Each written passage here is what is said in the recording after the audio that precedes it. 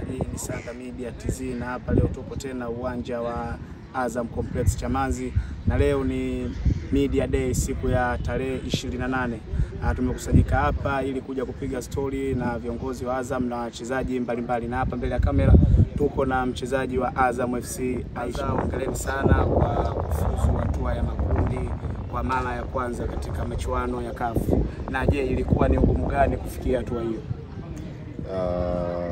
Kwanza tunapenda kushukuru kwa kuweza kufuzu CAF Federation Cup, na haikuwa na ugumu kuweza kufuzu kulingana na nafasi na njia ambayo tumepitia, lakini nadhani ilikuwa ni ugumu kiujumla kulingana na historia ya Azam FC tangu imeanzishwa mpaka hivi leo. Imekuwa na safari ndefu kuhakikisha inapata kufika kwenye hatua hii ya makundi ya mashindano ya CAF. Kwa hiyo nadhani kwa kipindi chote tangu Azam FC imeanza kushiriki kwenye competition ya mashindano ya kimataifa mpaka nafasi imepatikana, nadhani ilikuwa ni safari ndefu ambayo imepitia sajili nyingi za wachezaji kuingia, makocha na nafasi tofauti za viongozi kubadilika, lakini yote kwa yote nadhani imekuwa ni safari nzuri na ya mafanikio makubwa baada ya kuweza kupata nafasi ya qualify. Unafikiri ili goli la mama pia limeongeza motisha zaidi kwenye klabu kufanya vizuri zaidi?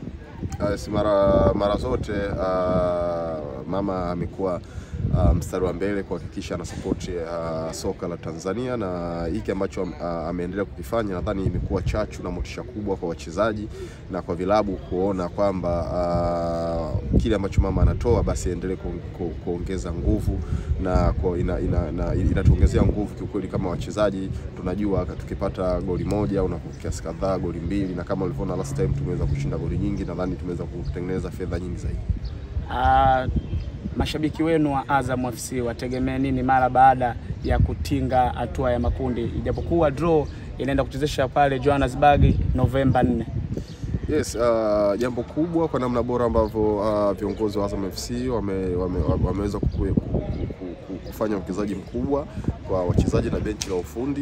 Lengo kubwa ilikuwa lengo mama kuweza kufika group stage, lakini kulingana na uwezo wa kikosi wachezaji na benchi la ufundi tuna uwezo wa kufika mbali zaidi kuliko hiyo group stage. Kwa hiyo nadhani tuna kila sababu ya kuendelea kufanya vizuri na kufanya vyema, na kama ilivyo ada wa Tanzania wamekuwa mstari wa mbele kuendelea kujitokeza, na last time wamejitokeza kwa wingi katika uwanja huu wa Azam Complex kuhakikisha nao pia wanakuwa sehemu ya historia ya Azam FC.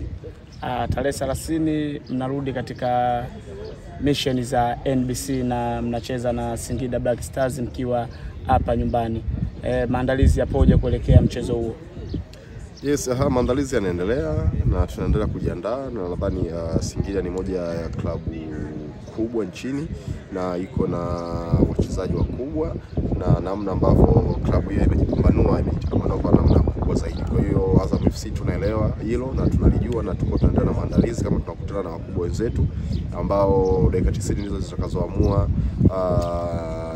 nini kimetokea na nini kimekuwa nini kupitia mchezo huo. Lakini maandalizi yanaendelea vizuri, tunaheshimu namna bora ambavyo wapo na tunawajua, lakini tuna kila sababu ya kuhakikisha tunapata matokeo mazuri katika uwanja huu. Na ushindani wa NBC Premier League sasa hivi unauonaje wewe kama mchezaji?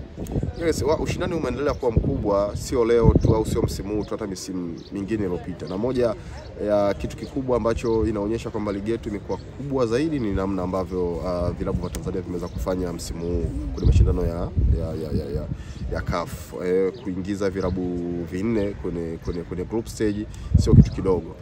Ni historia kubwa ya ligi yetu, na nadhani hata wale ambao walikuwa wanaona kwamba Tanzania iko nafasi ya 5 kwa ligi bora barani Afrika, nadhani saizi wanaweza wakawa wanaelewa kwa nini CAF waliipa Tanzania nafasi hiyo kuwa na ligi bora barani Afrika.